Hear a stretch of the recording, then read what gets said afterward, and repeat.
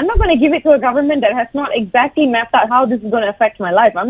I don't think anybody should just blindly walk into something like this and be like, yeah, okay. Terkini with Nandini.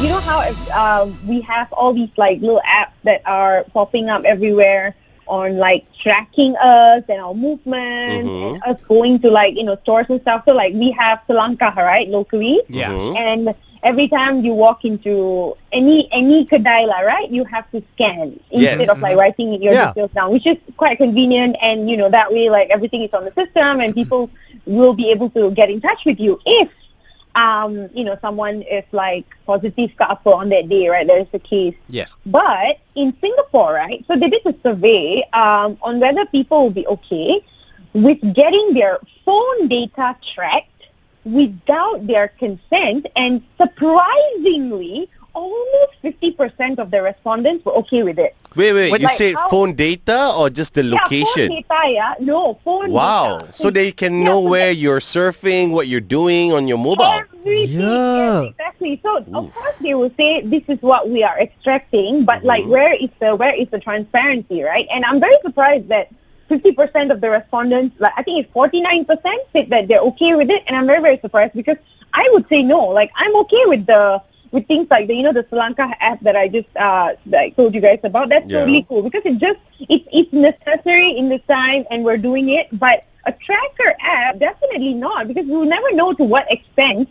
And like I'm more concerned about what happens after this whole pandemic is over, and what happens to the information that they have like stored? Like where is it gonna go? Like what are they gonna do with it? They might abuse and blackmail you if it's in the wrong hands, and I don't think anyone would want to face that. But I could see why Singapore 50% of them said it's okay. You know that prison Alcatraz in the middle of an island? That's exactly what Singapore is. Where the heck are you gonna run?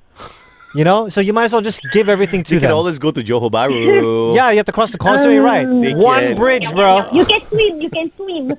Wait, so what? This is all by the government, though. If the government has your data, like they track your whereabouts, or they even track your information, right? Why are you guys so scared of giving out that information? Let's say if that government is an evil government, and they might just use it to blackmail you and like I don't know. I think it really is just down to piracy and like how much of your data are you willing to put online, right? So, okay, fact is that as much as we would like to think, we're so secure, we're so safe, actually we input so much of our data, right? Every time we go onto a new website, right? Just think about all the basic social media websites and how they're literally listening to us 24/7 because we put everything on there. That's we right. Connect from Facebook. We use Facebook to log on to other websites. Everything is out there, yes. But at the same time, I will always wonder if how much if your phone's out. You do so many things, and we also do banking. Like a lot of people do phone banking. Yeah. Okay, so. Yeah, so that's a lot of, I would say even if you don't think about money and all those via your phone, there's just a lot of sensitive information that is being I'm sure shared via phone all the time. And when a government has not exactly, mapped out how is this going to look like, how is this going to affect, it's definitely going to affect piracy to a certain, privacy to a certain extent. So, but they haven't said anything about it. They haven't told, okay guys, this is exactly what the app will do and this is exactly how it will affect your life now and also later, and these may happen to you. You know how because you give your phone number to your telcos, they have your phone number, how random banks and stuff have your IC number have your, how creepy that is? It's very creepy. Exactly. Times I don't know 200 if you have your phone tracked. Yeah. What can they do with that information though? This is the government we're talking about. The government is not going to steal your money. But, oh God. Okay. Wow. I would love to be as idealistic as you are and say that my government is not going to steal my money. The government isn't going to take money from your bank account and then put it into some Tom, Dick, and Harry's bank account. Yes, they won't do that, but they will sell your information for money.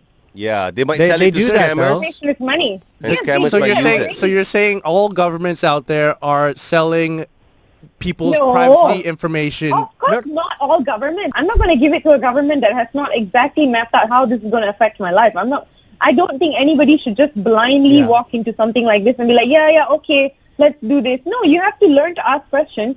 And they have to answer those questions if they really want to implement something like this. If not, you just go back to MCO lah. Yeah. Well, think about it this way. Well, people may misuse it. That is the whole point. The point here is that it's uncharted territory. You do not know to what extent, to how will you, you know that there is a high chance of your personal details being misused. You don't know how. So what I'm saying here is that I'm not saying this whole thing is a no, and I'll fight like tooth and nail till they say no, I'll never give my, I'll never let my phone be tracked. I'm saying I want to know what are the specifications. If we ever end up at that point where the government is like, okay guys, like in India where it's compulsory for people to have their phones tracked, if I'm not mistaken, during this period. So if they're going to go down that path, okay, fine. But tell me exactly how you plan to do this. Tell me exactly how you plan to protect me. Because yes, you're going to protect me from dying. But if you're going to destroy my life by taking away my privacy, then what's the whole point? I might as well die, right? Yeah, I think I'm with you on this, because if you are extracting data, you must tell me what kind of data you're taking and what you're keeping. You know. But via what? You guys are so scared of like, revealing your information. Like, is it the websites that you visit, or is it just your personal information, as in like is the affairs that we have? Who are your friends with on Facebook or what? Because that's all it boils down to, basically. If you're talking about social media platforms or banking information.